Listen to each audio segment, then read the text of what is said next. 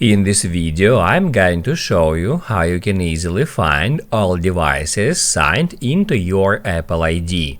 Be sure to watch the video to the very end so you don't make any mistakes, and of course do not forget to like this video and subscribe to my channel. Thanks guys! So let's get started, and first off, open up Settings.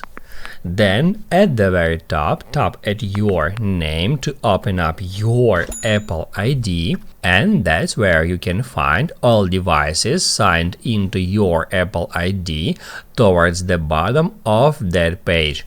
I got just one device, that is my current iPhone, but if you got multiple Apple devices like iPad, MacBook or whatever, and you are signed with your Apple ID on that devices, you will be able to find that devices here.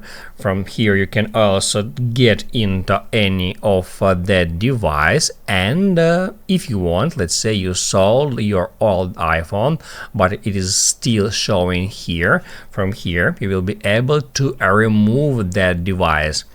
As far as I got just one device, I can just hit at sign out, but if you got multiple devices here, you will be able to remove that device. You can just get into it and it will show you the delete feature right here.